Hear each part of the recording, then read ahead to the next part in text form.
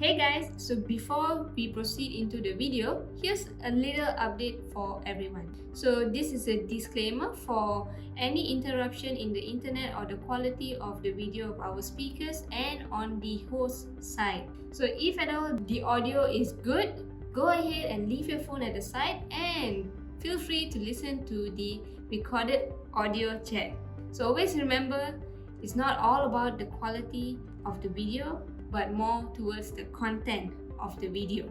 So we really hope that you guys have fun and leave a comment below on what you actually learned, or if you would like to share your experience on this particular topic in the comment section below. So have fun, guys.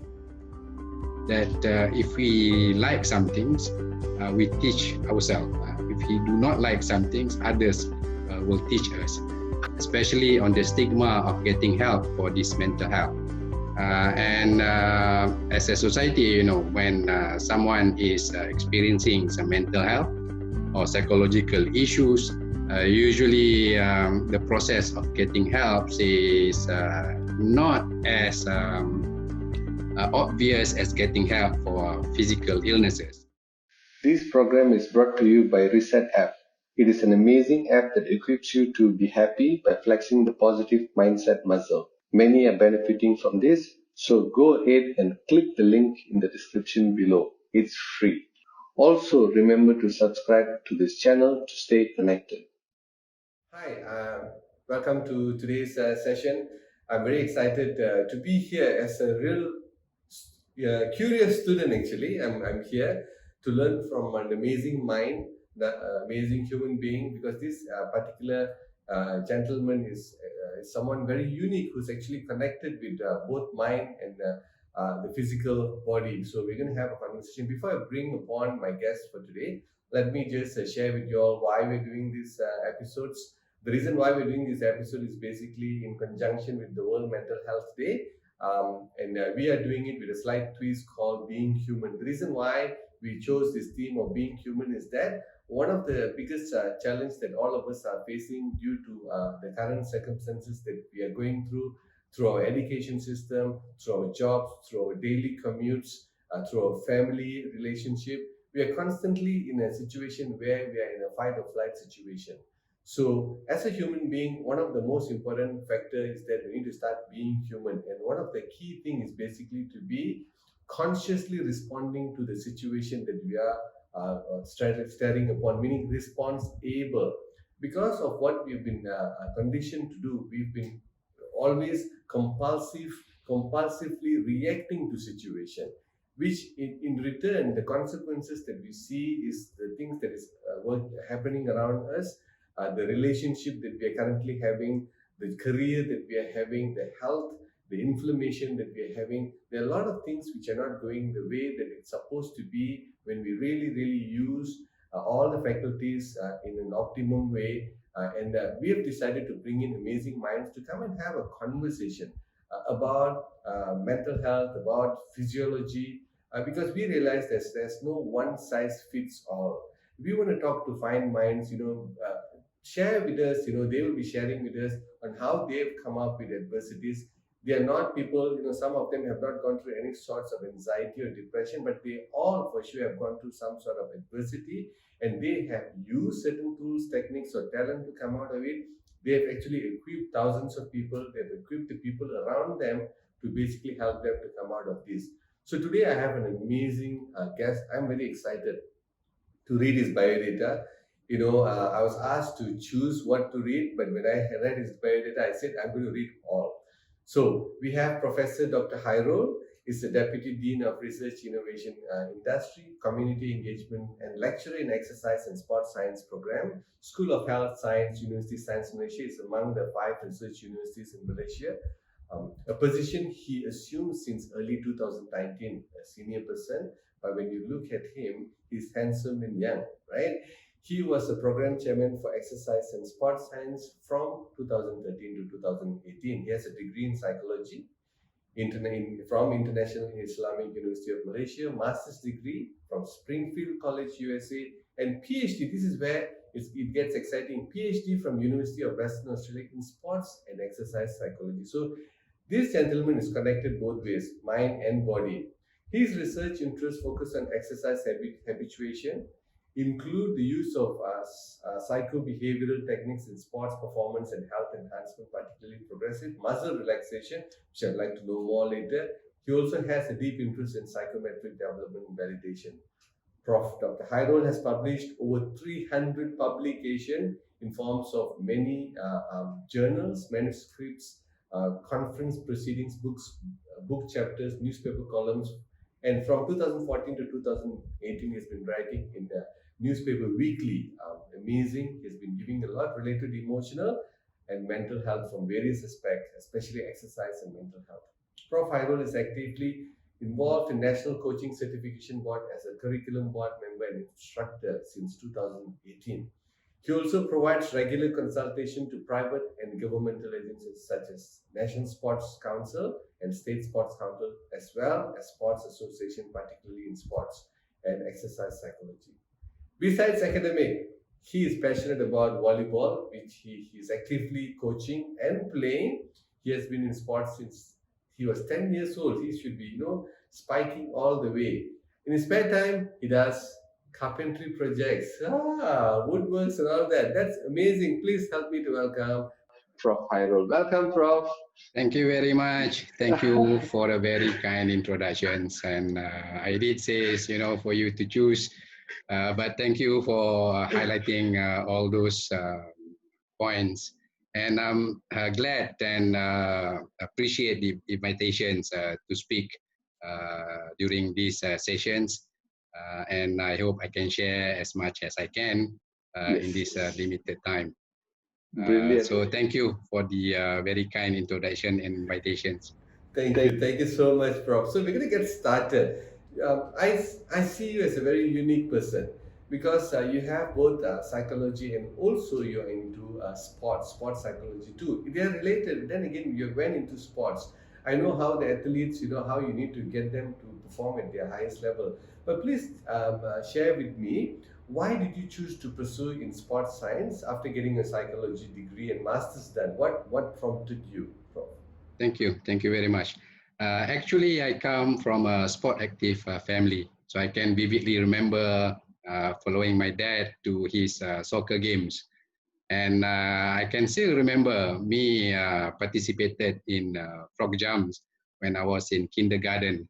So as for so long I can remember, I have always been active. That continues to my primary schools and my secondary schools, my universities.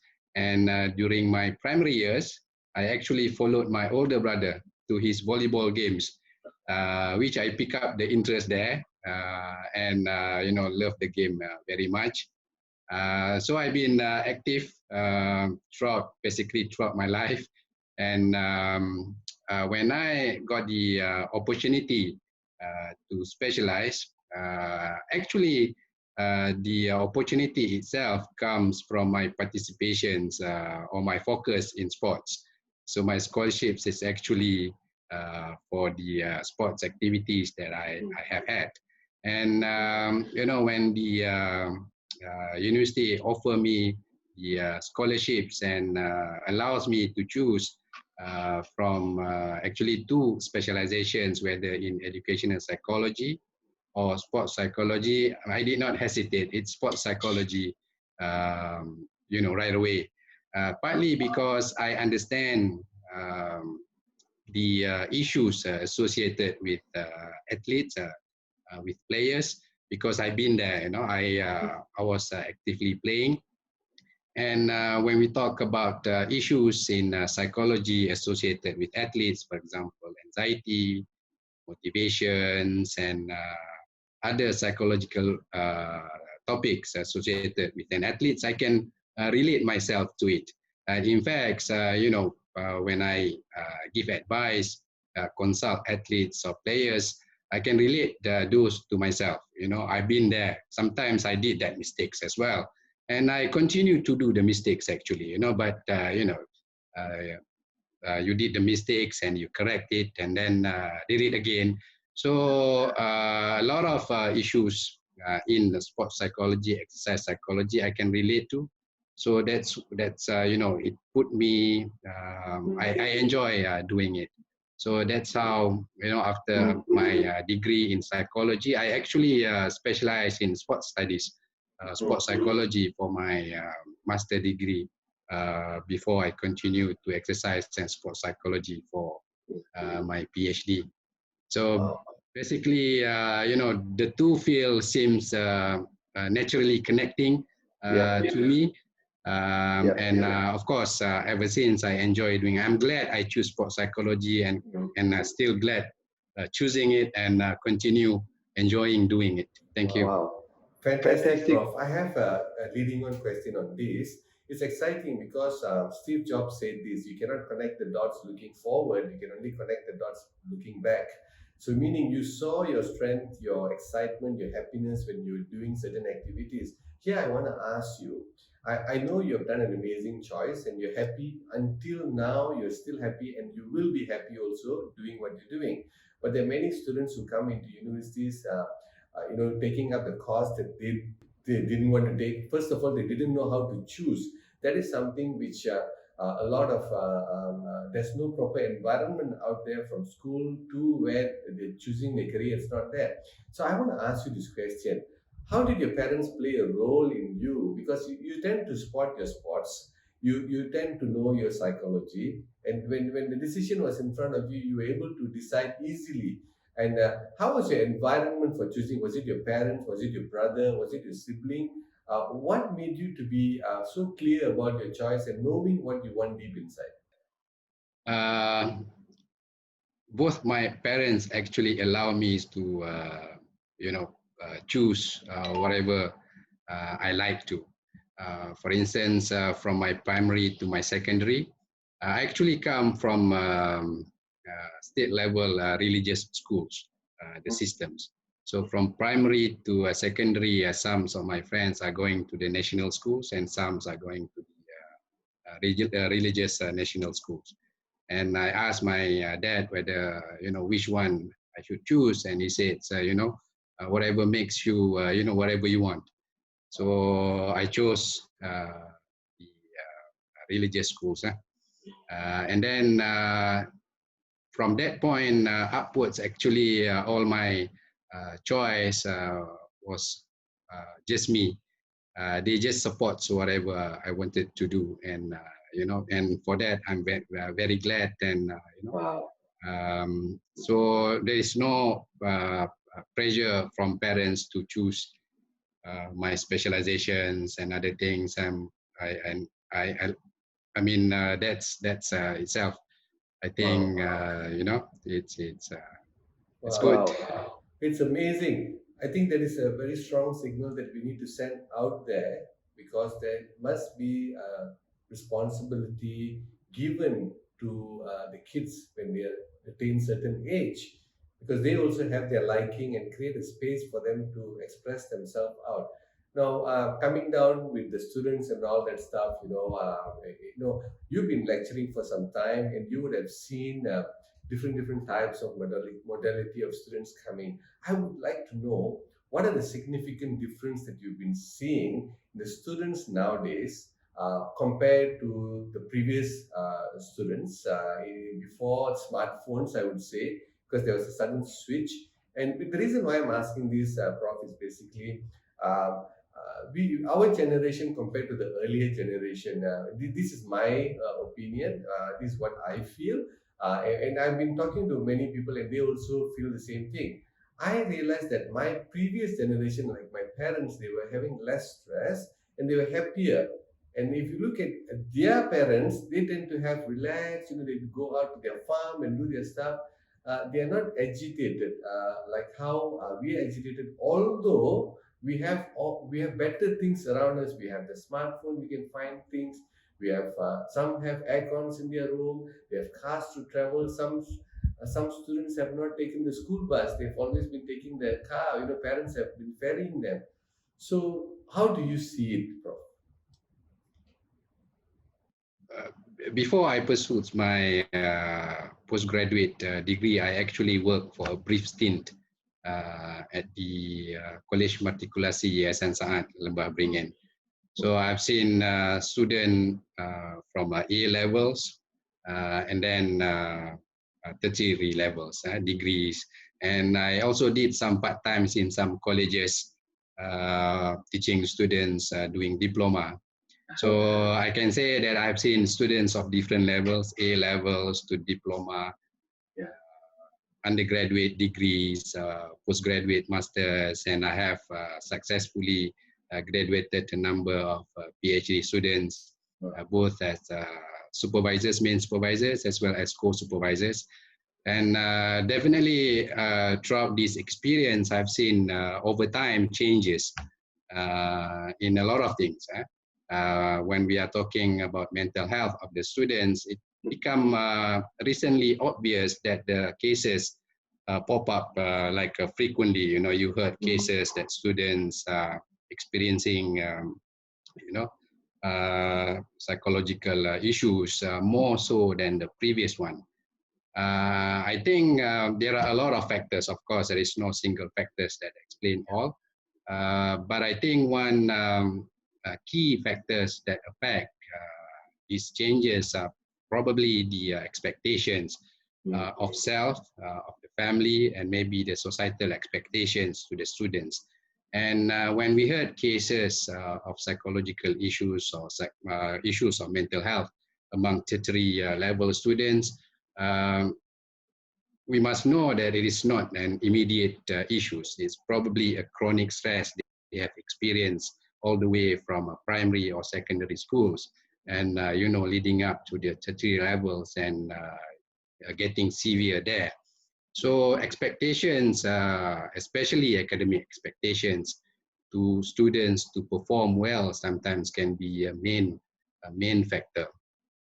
And this should come as no surprise to us, because as a society, we put a lot of emphasis on academic excellence. Selections to a good schools based on academic results, and selections to the university, the screening is based on the academic results. And luckily, government aware of this and introduce a lot of other measures to add to the academic excellence, especially the co-curricular activities, sports participation, and other things. But the academic emphasis is still there, and to complement that, to select students, then comes the points for co-curricular activities and support activities. Give you examples. If a student excel in sports but do average in academic, they probably will not be selected to good schools, although they have good sports and co-curricular activities, because the main point is the academic. And having these emphasis, the expectations for them to excel sometimes can create stress. And over time, it becomes severe. The chronic stress becomes severe. This is when the coping strategies that, that a lot of researchers, practitioners are introducing from different angles to help students to cope with stress. So that's number one, expectations. And of course, over time, lifestyle change. Reliance on technology, especially smartphones, which probably we will elaborate a bit more later, also contributes to this increase in cases of mental health among tertiary level students. But it's a worrying pattern, and I think as a society, we must actually create awareness to help address this issue, especially on the stigma of getting help for this mental health. And as a society, when someone is experiencing some mental health or psychological issues, usually the process of getting help is not as obvious as getting help for physical illnesses. This probably associated with the stigma associated with the crazy persons and things like that, But luckily, with the groups, such as yourself, putting awareness to this issue, we can help alleviate this stigma and treat this psychological issue, this mental health as any other physical illnesses. So coming back to the questions, yeah, I've seen changes, patterns, worrying patterns of students' mental health from when I started some 15, 20 years ago, when I started to work, fresh, my undergraduate in that A-level college. Resulting from the change in lifestyles, too much focus on the use of technology, avoiding social interactions and other things, that also contributes to this. But my take is the expectations of the self, expectations of the family, social expectation, as well as that of the society. That is, for me, is the biggest contributor to the the mental health issues among the tertiary level students. Yeah, I totally agree with you, Prof. I think one of the key things that you just said is that the social interaction is depleting. Because I actually, had a conversation with my family doctor. I called him, I like to probe a lot of things. So I asked him, hey, do you see more patients coming in with neck pain, a lot of neck pain? Yeah. He said, yeah, it has been increasing a lot. More people are coming with neck pain and eyesight problem, and they're all related to smartphones. So yeah, let's talk about smartphone usage and all that, because one of the things that is rampant now is basically that's a stress factor. What I feel from what I read and what I personally experience is also called social comparison. So what's happening is that, when the first time, I got into Facebook, I got very excited. I'm like, yeah, I'm in Facebook with like 2 friends maybe inside. And the next thing, there's a ding notification. I got excited. I went into the notification. I felt very excited reading what they're doing. And then slowly I went into slowly started traveling here and there. I don't know where I ended. I was looking at everybody. I was just becoming capable about everything. Yeah. And then when I came out of it, Prof, I felt really, really bad. I was not as happy as before. I didn't know at that time. Then, when I experienced this more and more, and then upon reading and understanding, psychologists call it a social comparison. And it's very, right? We're always comparing. So the last time it's difficult to compare. Basically, we only compare when we see them. Now we are seeing them virtually in the virtual world. Yeah. So it's happening faster. So the question is that I would like to know your perspective, the impact of mental health, and also how it is hampering people, is taking them away from socializing. So I want you to elaborate more on that, the impact, and also why is it keeping them away from socializing? Because we know socializing has a better score compared to just being in front of gadgets and all that stuff. Over to you, Prof. Thanks. Coming from points I highlighted earlier, that one of the contributor is changes in lifestyle. Yeah. And one of the changes in lifestyle is reliance on technology. Yeah. And now ownership of smartphones, it's increasing. People own smartphones, even secondary and primary level students actually. And a lot of research had been devoted to understand the impacts of this reliance on technology. Back then, the screening times, as the researcher call it, is actually watching TV. So a lot of time watching TV is associated with increase in sedentary activities, not doing anything, which is associated with decrease in physical activity. That's 10, 20 years of research. But as the technology changes, so screening time now include smartphones. And it's not limited to just, lack in or decrease in physical activity or increase in sedentary activities. Actually, it's associated with a lot of other things. But one thing which is clear, that researcher found there is no direct effects of smartphones to mental health. It's not conclusive. But the pattern is there that it affects other things.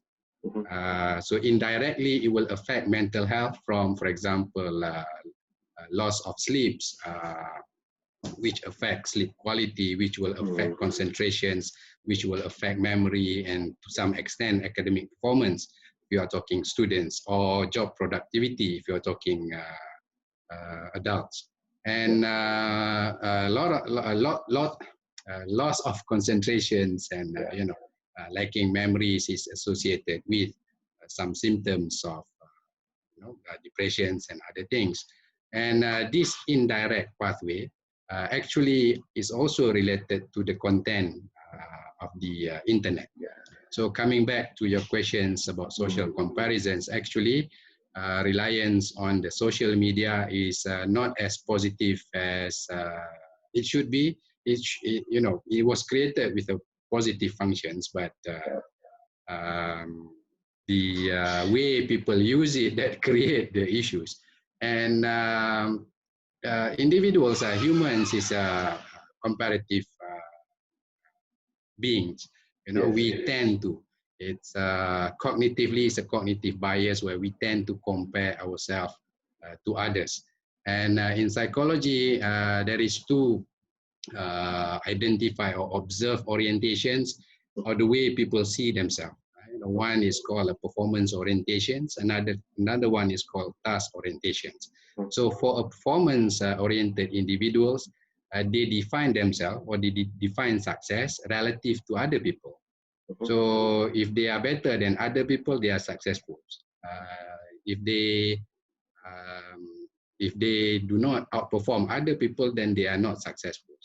Although they do quite well, but still, if there are people who are better than them, then they will always feel inadequate, unsuccessful. On the other hand, we have these task-oriented individuals, where they define success, where they define themselves as relative to themselves. So even if they do not do well, but did better than they were, they consider themselves okay.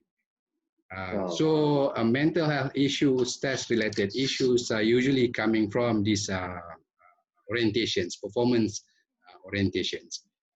So when individuals with high performance-oriented nature, join a social media and see what other people have, what they don't have, the comparison will actually affect, feeling inadequacy and feeling incomplete, feeling unsuccessful. Whereas for the task-oriented individuals, they will enjoy seeing other people's success, but do not relate themselves to that.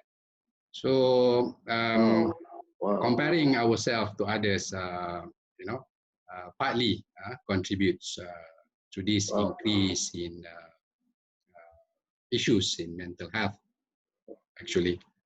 Wow, that's awesome. I'm excited about this. Task-related and performance-orientated, right? Yeah. What is this put under which category? Prof, what do you call these two categories? You were telling something just now. Performance-oriented and task-oriented.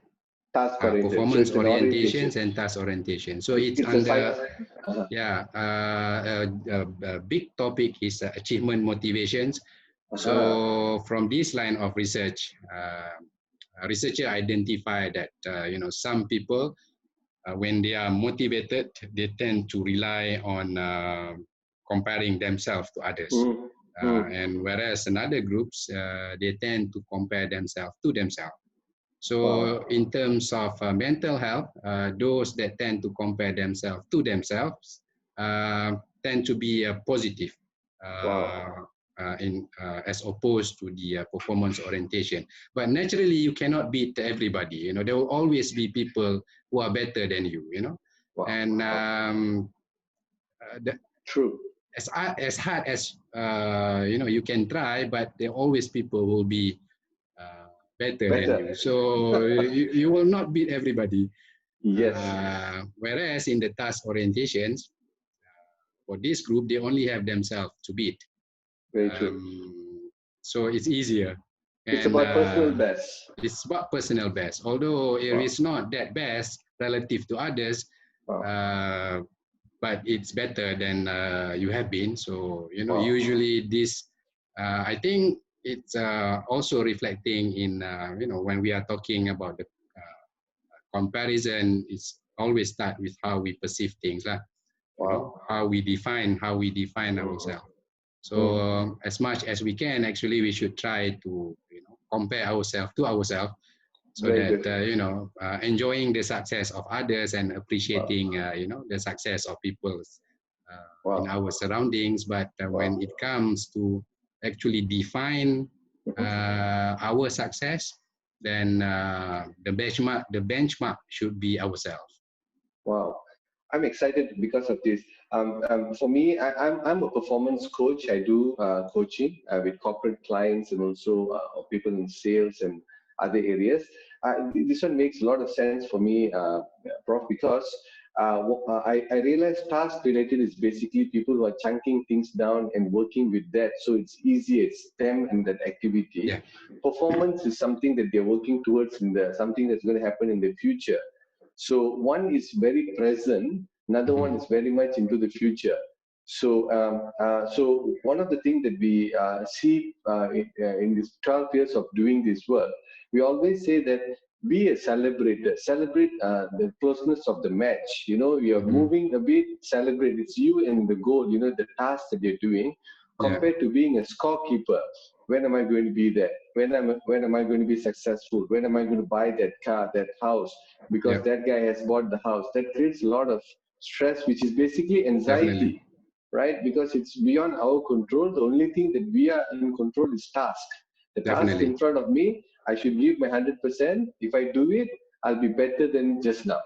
definitely. So amazing. Yeah, yeah. Go But ahead, Prof. this is not to suggest that when we are a task-oriented person that we Mm. set the goals at mediocre levels. No, Yep. it's not that. I mean, Yep. the goal settings, we should work towards high goals and, Yep. being flexible and other things. Sometimes we can reach Yes. it, sometimes we cannot, but Yep. it's never to compare ourselves to others, because it's more difficult to, it's something which is out of our control. Yep. Our task, our achievement is something that we can Yep. control, but Yep. others we cannot control. Yeah. This I'm going to connect to it in a later question because Mhm. it's very exciting about this because I think it's closely related to your what you call your habituation for the athletes and all that. Because that plays a key role rather than looking at another athlete how they're doing well. Focus on what you're Yeah. supposed to do and work on it. Do your work. You will be better than the yourself, perhaps you'll be beating the other athlete, right? Hmm. So we'll talk about that in a while. Now, my next question, Doctor, which is related to Prof, is in part of the mental health and all that we are talking about, smartphone and all that. Now, as you know, a lot of things, there's a lot of bombardment that's coming our way, the society, the comparison, which is more predominant now compared to before because we're Yeah. more exposed and we have lesser channels to express ourselves. Last time I remember when you have an issue like, your mom will always have the conversation in the kitchen. Definitely. Yeah. While chopping vegetables and making Uh, some curry, there's a conversation. That's Mumbawang, right? So they're yes. having this Yes. conversation. There's a place to let go. I practice that. I like to cook. So whenever I see there's some issues with the kids, I'll say, come, let's go and cook. So I'll teach them certain dish during the conversation time. We'll Hmm. start with the conversation. By the time we finish the cooking, everything is sorted out. So there's no place now because everyone using instant stuff. There's microwave, everything you press a switch, it's gone. So there's no times, and when you have time, people are with their, I call it their smartphones and all that stuff. So I call it massive. When it takes away a massive weapon of destruction. People call I call it distraction. Hmm. Okay, mass weapon of distraction because it's taking our attention away. So with all these things happening, Prof, so what's happening is that the stress level is going up, maybe Going the up. depression is going up, Hmm. anxiety is going up. Now, compared to all these issues that's taking place, there's also people with chemical imbalance, which we need to Hmm. respect. they need to go and get help, and also listening to and reading to books and all that, and also experiencing to myself. I also realized that there are more cases on self-inflicted, where continuous programming of negativity stuff, continuous anxiousness, continuous thinking of comparing, making me to depression. So there's basically this self-inflicted stuff that's also happening. So I want to know, Prof, have you seen that trend? At the same time, how does the hormones work here? Because we are basically, I call myself, I'm the CEO of this chemical plant. I need to run this chemical plant well, because there's certain sets of hormones which basically trigger certain things, right? Before the conversation started, we were talking about thoughts, which are many. We process around 70 to 90,000 thoughts per day. Thoughts, we don't work on all the thoughts. We only work on the thoughts that they're thinking, meaning the one that they're focusing on becomes thinking. We spend more time. Now that one becomes energy related, called emotion. Emotion now creates that chemical reaction. Now we have this feeling, and then bang, the skeletal system and all that stuff, and then we get result, because now we're actually doing something. Either we're beating the fella or hugging the fella, right? So whatever it is, the consequence comes to us. So I want to know from you, in your experience, how you're seeing the trajectory, how is it going? Are you seeing more and more people are self-inflicting themselves with the bombardment of stuff, and how the hormones are playing, and perhaps how we can undo this? What are the things that we can do? Sports, definitely, I'm a fan of sports. So please share with this what we're talking about, Prof, because I think the listeners would love to hear this. Thank you. Okay. So we are talking about stress. There is a lot of models out there. Yes. For us to understand how stress occurs and how it affects people. So one of the widely used model is general adaptation syndromes model for stress. So according to this model, there are 3 stages of stress. The first one is alarm. Second one is adaptations, and the third one is exhaustions. So basically what happens, from our surrounding, we receive a lot of stimulus. So our senses take those stimulus, and when it comes to attend to some of those, that comes to our minds. So we sense and we attend to.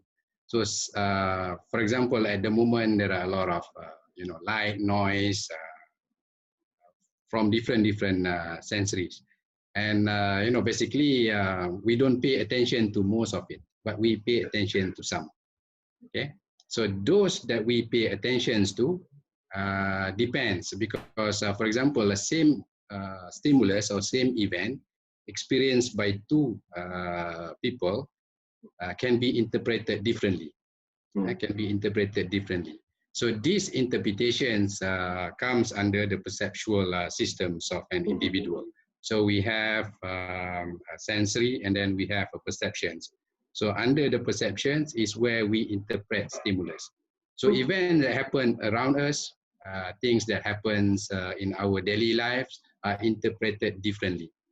So this comes back to our earlier points on individuals' personality, on how they interpret things. And I would like to highlight one of your points, that the mind is where everything starts. Because from there, different interpretations will affect people differently. For example, promotions, which is good things. But if you take it as expectations that you need to perform even higher and even higher, that will create a lot of stress. Take these sessions, for example. Now it is informal conversations in a casual manner. But if I were to think that it is recorded, I may say something which is wrong. It will create a lot of stress for me. But I can think that way, or I can think another way. And it's the same stimulus, but create different things. So from this process, we comes to the adaptations, where some people adapt well, but some others do not. And this is where we comes, mental health practitioners, wellness practitioners, counselors, psychologists, where we provide strategies for people to cope with the stresses. Some of them coping well, some of them do not cope well. So those that do not cope well will enter into the third stage of exhaustions, where the possibility of severe or chronic stress and possibility of suffering from mental illnesses, psychological disorders will be there. About the hormones, in some researchers are focusing on what hormone does to the body and whether it affects the way we experience things. But for me personally, I think that it's a response to the way we think. It's a response to the way we think. For example, if we think that an event is a stressful event, so a stimulus is a stressful stimulus, then our body will be flooded with epinephrine, norepinephrines, and as well as cortisols. And if we think that what we did or what we are facing is a good thing in a positive manner, then it will be flooded with dopamine, for example. So depending on how we think, body will respond to it physiologically as well as physically.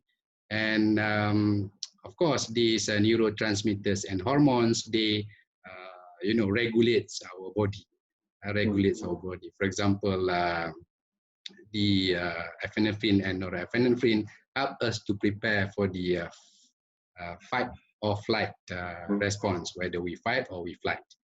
And once the event has ceased or event has disappeared, then it will return to normal. In fact, same goes to exercise, because all this while we hear that exercise is good. But if we look from hormonal response perspective, for those who are not habituated to exercise, the moment they start to exercise, their body will be flooded with these hormones, because it's considered a stressor, some things that they are not used to. Yeah. But as they adapt to it, as they habituated, then the changes in the patterns of hormonal secretions will occur.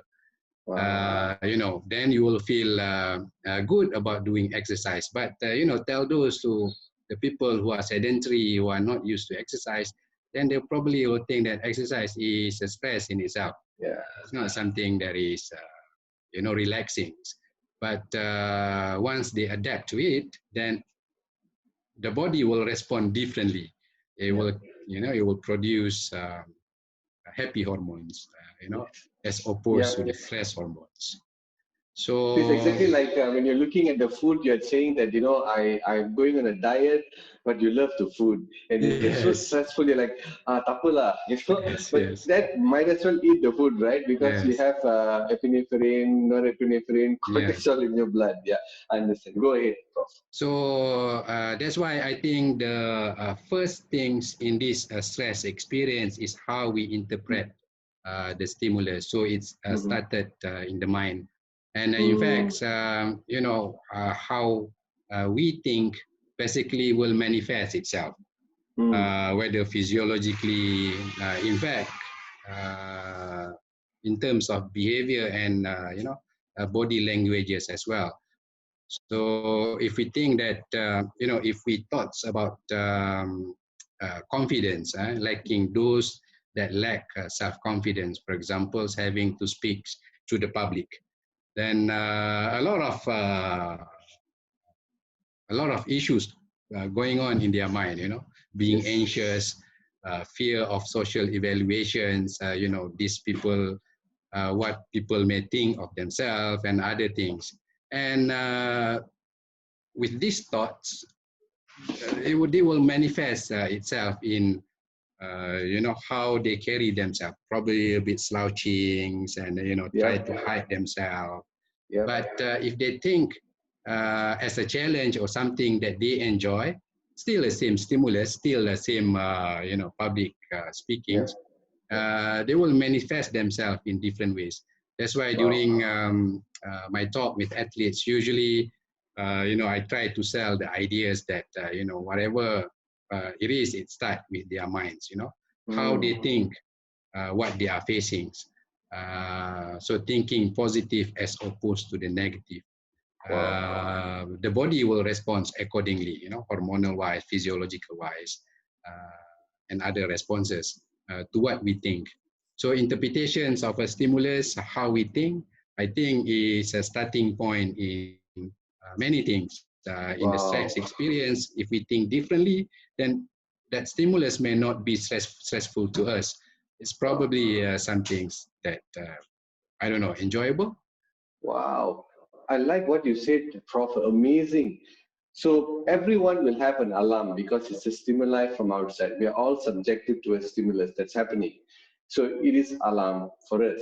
The thing is, how do we adapt to it is the most Yeah. important thing, Yes, right? yes. So that is the very reason why we're having this series of conversation, Prof. Because Definitely. adaptability, because it could be a technique the person is using, it could be a tool the person is using, Yeah. or it could be any kind of things that they can use in order to come out with tools, techniques, talents. It could be a talent.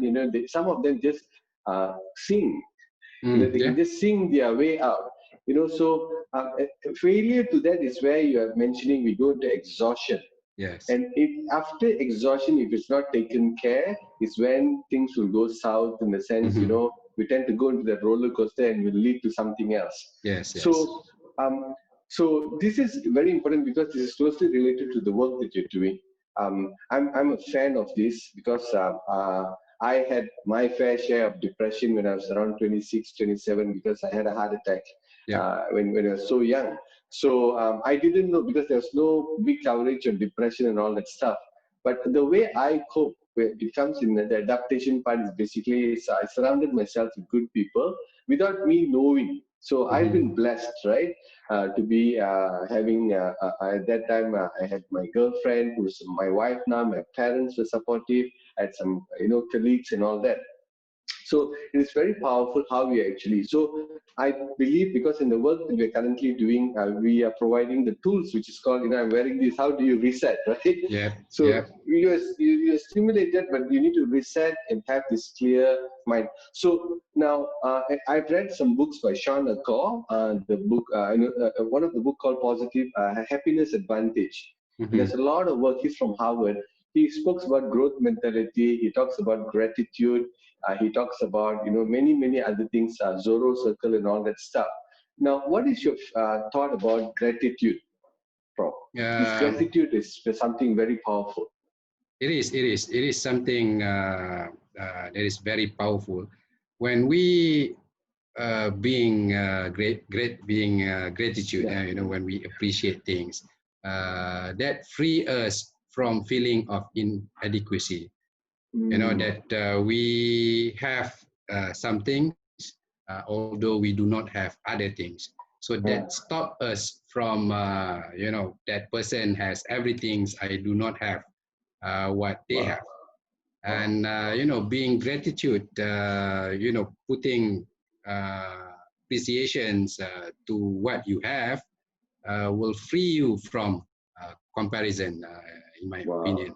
And this we can relate to how we think, to our earlier points that, interpretations of things, of what happening around us will basically dictate emotional response, physiological response, behavioral response of our body. So, of course, it is a very powerful task. And over the years, since first persons who introduced psychology, we have come up with plenty of techniques and strategies, which we can classify whether it is cognitively oriented, such as being gratitude, or behavioral oriented, such as muscle relaxations, or a combinations of both. And some practitioners are focusing on the subconscious elements of individuals, try to change the subconscious, understanding the subconscious.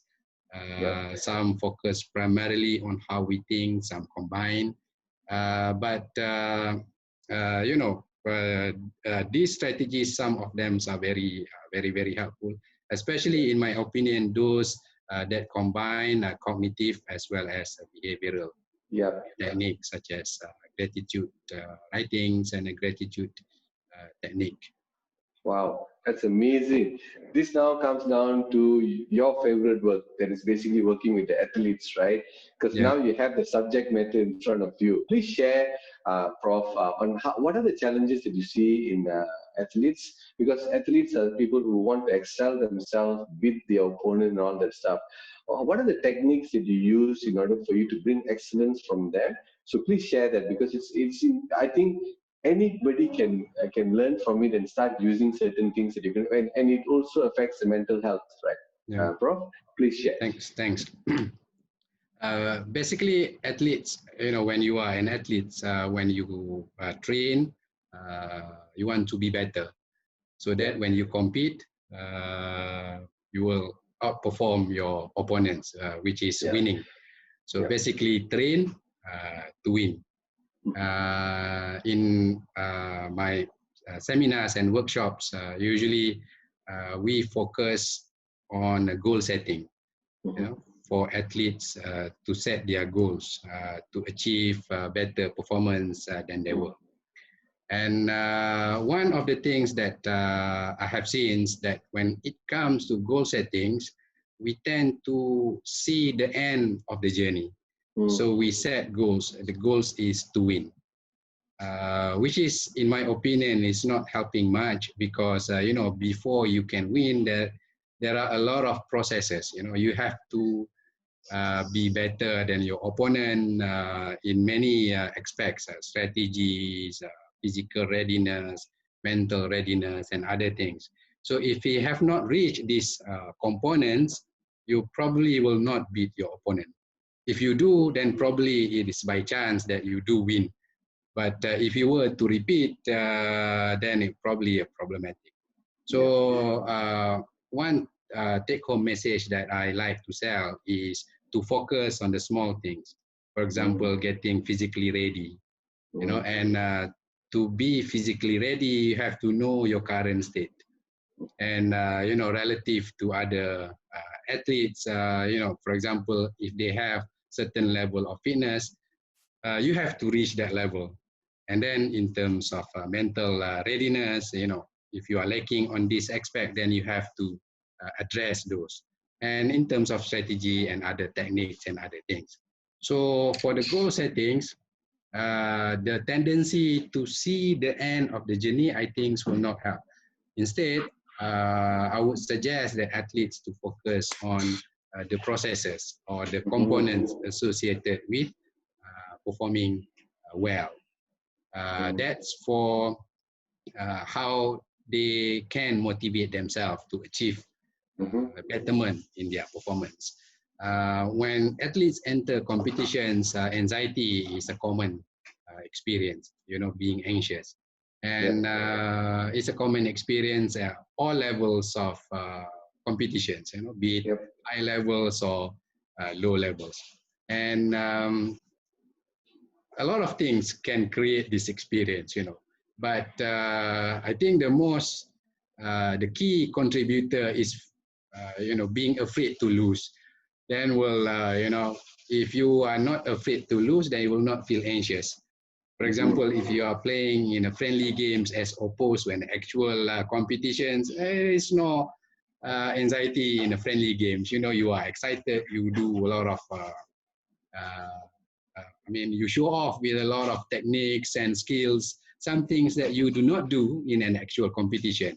Because if you do that, you fear that, if you make a mistake, then it costs a point and probably your team will lose. So for motivations, getting athletes prepared, I would say that goal setting is the key to get them prepared by focusing on the process.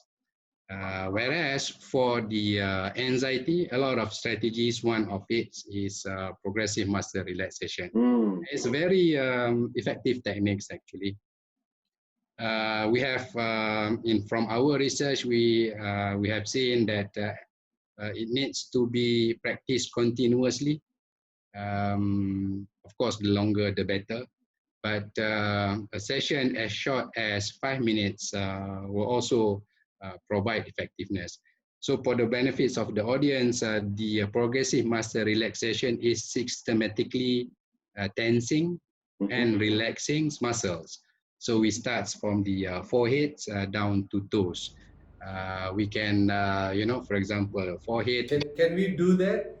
Yeah, Can we you can, teach me? like we can tense our forehead muscles by tensing these parts probably for 5, 4, 3, 2, 1 seconds, and then relaxing it for 5 seconds, 5, 4, 3, 2, 1, and then we can repeat that, or we can move to the jaw muscles. We can clench our teeth to tense the jaw muscle. So for 5 seconds, 5, 1, yes, and then relaxing it for 5 to 7 seconds.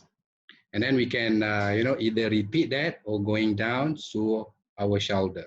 So for shoulder, we can do like this, stretching for 5 seconds, 5, 4, 3, 2, 1, and relaxing it for 5 seconds, 5 to 7 seconds, 5, 4, 3, 2, 1. While we do this, it also comes with breathing as well. Inhale and exhales as we tense our muscles. So we can move down to our arms. We can do both at the same time, so one by one. So really, clench your fists for 5 seconds, 5, 4, 3, 2, 1, and release it for 5 seconds, 5, 4, 3, 2, 1. And then move down to our stomach. We can, push it, tense it for 5 seconds, 5, 4, 3, 2, 1, and release it. And move down to the thighs and to the legs. Right, 5 seconds, relaxing for 5 seconds, and down to the foot. Right, so usually we can do this. I repeat foreheads maybe twice, so we can spend about 5 minutes. And in fact, if you notice that some people, when they go into interviews, when they are in anxiety experience or anxious, they tend to chew gums. If you look at it, it's actually tensing and relaxing motions, tense, relax, tense, relax, tense, relax.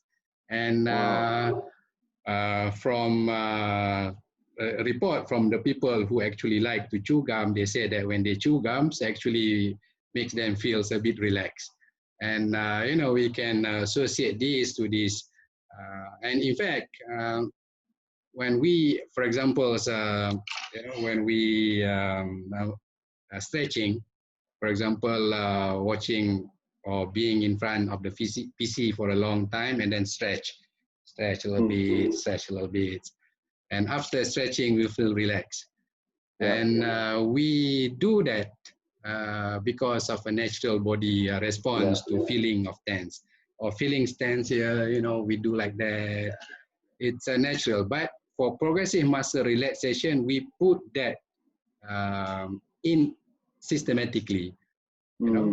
Things that we actually do to relax the body or to relax the muscle systematically. So before competitions, I usually advise athletes to actually engage in a very short, progressive muscle relaxation. So this is one technique that I have studied for quite some time. And Wow. from the research and from the experience I share with athletes, it's actually very effective to regulate Wow. their stress and emotion. But it will Wow. be more effective if it is combined with how they think about the situation that they're going to Yeah. face, Yeah. competitions, opponents. It will help create greater effects for Wow. themselves in terms of Wow. regulating this stressful or anxious experience. Wow. Prof, I'm very excited with that. I'm definitely going to do that. I have a question on this. So, is it the reason why we're doing this, which is all our natural occurrence, like what you said, is, Yeah, such. the body is actually talking to us, but we're not listening, right? Yeah. So I want to ask you, by doing this muscle relaxation technique, are we actually moving from sympathetic to parasympathetic? Are we actually getting our signals that is firing in stress, where it's from reptilian and limbic, which is amygdala part, which is stress? And Mhm. while we're doing relaxation, are we pushing the signal now towards our neocortex, where we're able to rationally think, rationally look at things in a solution oriented rather than being threatened? Is that the situation, Prof? Uh, we may feel tense subconsciously, the muscle, resulting from the stress experience. So the exercise that we do is to send the signal to the muscle to relax. Yeah. So that, instead of being in a tense conditions, we send the signal to the muscle to relax. Okay. So from something that happening without our conscious awareness to some things is consciously we do that consciously. So yeah, Wow. to It the is. questions, yeah, it is. Wow, that's awesome. So this is actually part of being human, Prof. I'm so happy because you're making the athlete to be consciously responsive rather Mm-hmm. than compulsively reacting to Mm-hmm. the situation where they can make more mistakes. Yep. So the two names came to me while you were talking to me. One is Michael Phelps. Another Yeah, one is yeah. Ben Johnson. So I remember one of the interview Michael Phelps did. I can't remember when and which news station. He said he trains 7 days a week. Mm. He doesn't take break. And the rest of the world-class swimmers swim 6 days and 1 day rest. So this is what he was going through. He was missing parties and all that stuff. So when he was asked this question, the reason why he's doing this is basically he said in a year he has 52 days. He has worked even harder, where he's 52 days stronger than other swimmers. Other swimmers. The reason why I'm saying that is basically you said about chunking down the goal into small pieces Yes, and yes. mastering them. Mm-hmm. And I'm a fan of that. That's what I do with my clients. I'll get them excited with their goals, very excited, and then I'll tell them, scrap it, put it when you're feeling down, look at it, fine, but let's work the process that we need to Yeah, work on from the goal in the future to right now, that's chunk it down and just very focus true. on this. Very true. Wow, I love this. Very So true. another name that came to me is Ben Johnson. Yeah, In one of the sprinter. sprinter, remember in one of the, I think Montreal or what, he was running. While When he he was broke the world running, record. no, he lost to Carl Lewis. Remember, Yes. he looked on the right to see where is Carl Lewis, and Carl Lewis overtook him. Yes, yes. That is basically maybe performance orientation. He's looking at Yeah. where's my opponent, and the opponent beat him. This is so amazing. So my next question to you, I'm really enjoying this conversation. I'm really excited. What were you doing during MCO? Oh, Yes, MCO put a lot of stress to people because we lack yes, social activities that we yes, usually do, and yeah, this relates to our earlier conversations about the importance of social interactions yes, to happiness and yes, enjoyment and satisfaction. yeah, And in fact, we see some people who break the MCO actually going out for no good reasons. Just simply is to go out and experience the social yes, yes, environments. And of course, being um, confined to the home is stressful. What I did was getting myself engaged in actually a lot of things. I have some leftover woods I purchased last year. So I did, small carpentry projects, Wow. some book racks, TV, furnitures, Wow. tables, and things like that. So key things that I think I manage it well is to get myself busy with Wow. some things that I like. And then learning new things, trying out recipes with wife, and other than that, watching movies with the family. So Wow. basically, other than delivering my classes, Yeah. uh, I did all those, Wow. getting myself busy with other things. It helped me well. Well, I'm very excited, Prof. The reason, the people that I'm actually speaking to, and more of the performers, high performers, during this MCO, they become very creative and generative rather than destructive.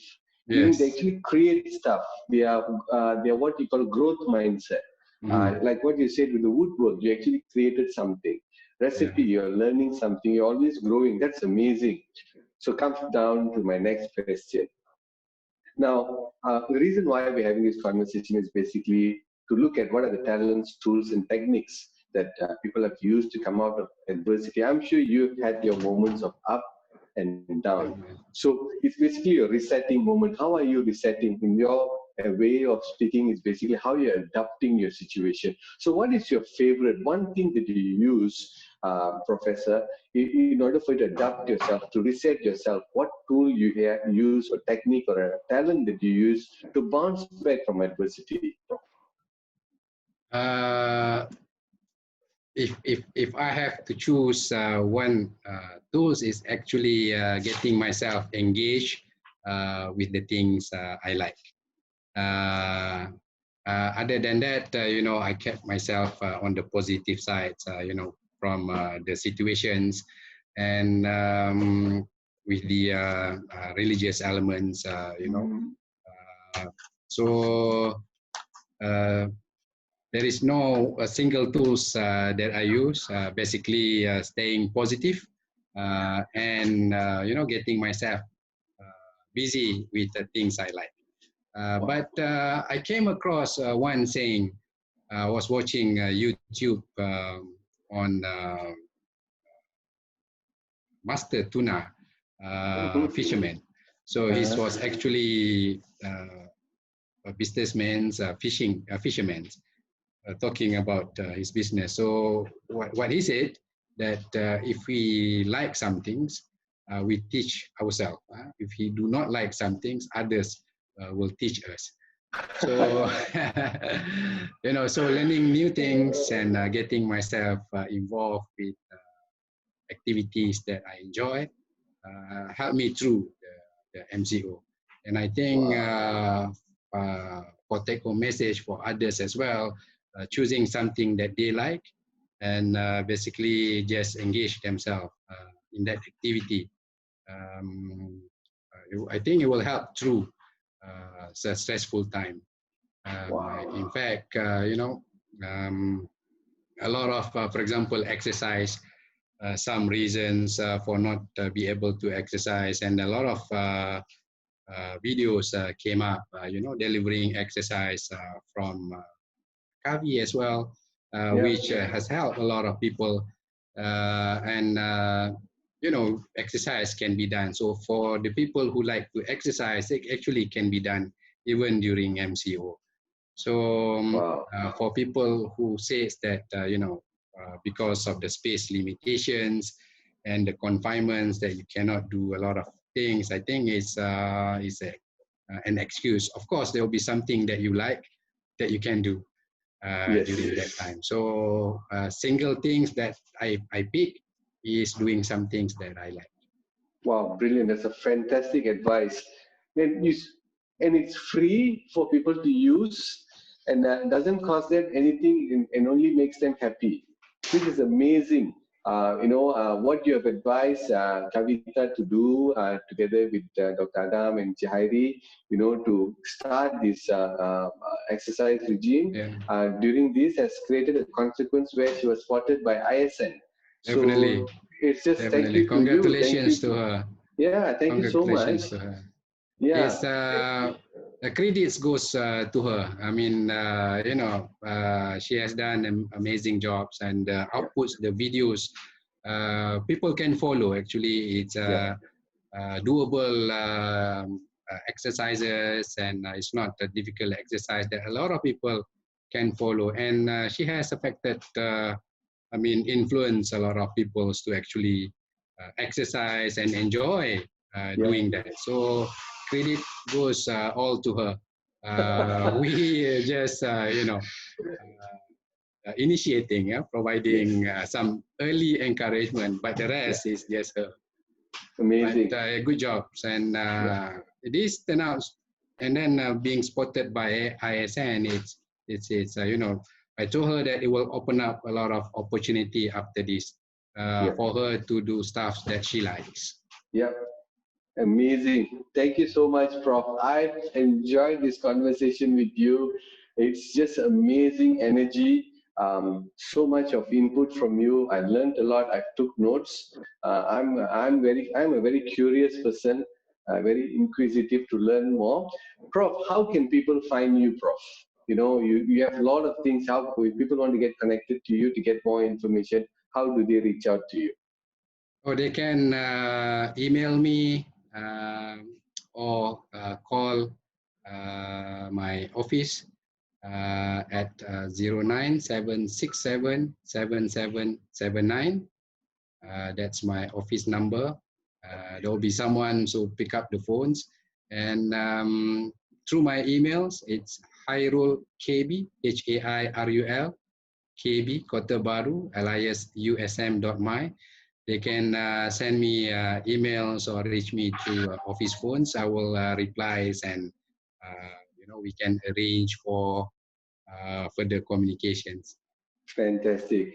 Prof, it's amazing. We will leave all the description below. For the viewers, I'm sure you guys enjoyed this segment and there are many more segments coming. Do feel free to hit the subscribe button to stay connected.